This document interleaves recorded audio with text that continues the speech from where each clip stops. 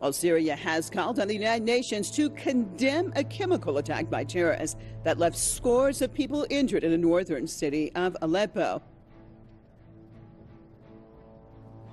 The Syrian Arab Republic's government demands the Security Council to immediately and strongly condemn these terrorist crimes and to shoulder its responsibilities in preserving the international peace and security through taking deterrent, immediate and punitive measures against the states and regimes which support and fund terrorism.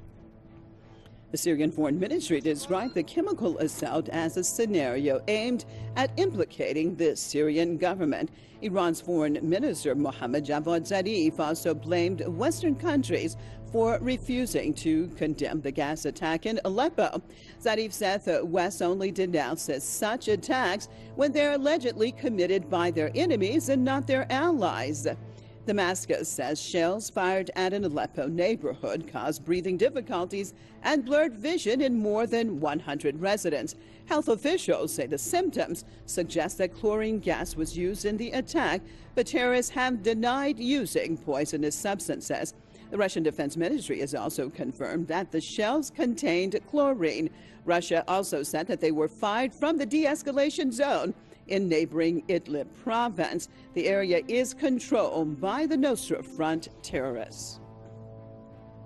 The United Nations condemned the attack and asked, why isn't this chemical attack being hardly talked about in the capitals of those who claim to support human rights?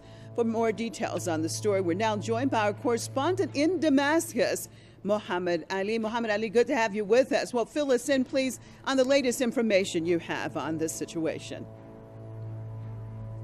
Yes, the final number of the injured people is 107, of course, as a result of the terrorists' shelling of Aleppo, various parts over there.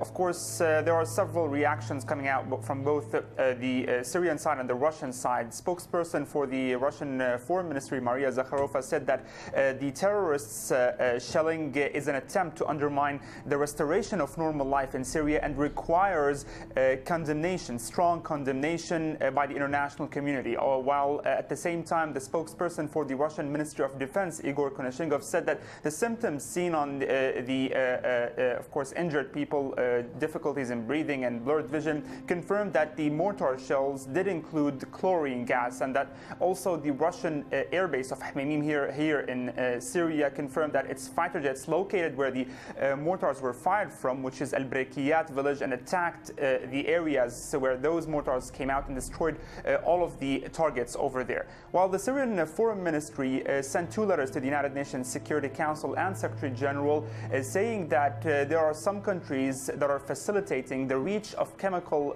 substances to the terrorists in Syria, and this attack is a result of such a facilitation. The Foreign Ministry asked the United Nations Security Council to strongly and directly condemn this attack, and also asked the UN Security Council to actually shoulder its responsibilities in preserving international peace and security by taking measures, punitive and direct measures, against states that are funding terrorism in Syria. This is according to the Foreign Ministry. Of course, this is not the first time that there is a similar attack of mortar shells by terrorists with chlorine gas. This happened previously also in Aleppo in 2016 and before in various parts in Syria.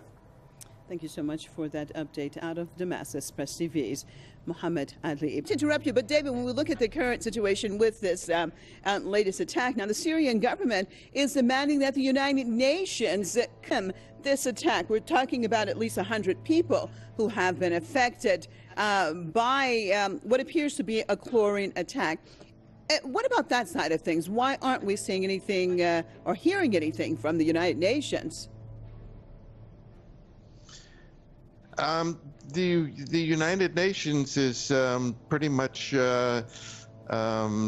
dominated by the U.S., and they seem to be pretty powerless in doing anything unless the U.S. goes along with it. Unfortunately, Russia and China, they don't really seem to want to exercise their power in the United Nations, I guess for political reasons, that they have to pick and choose their fights with the U.S., because whenever the United Nations goes against the U.S., it's in for a fight, and the U.S. retaliates against countries that vote against it in the UN. All right. Thank you so much for being with us out of Florida. David William Pear, political columnist.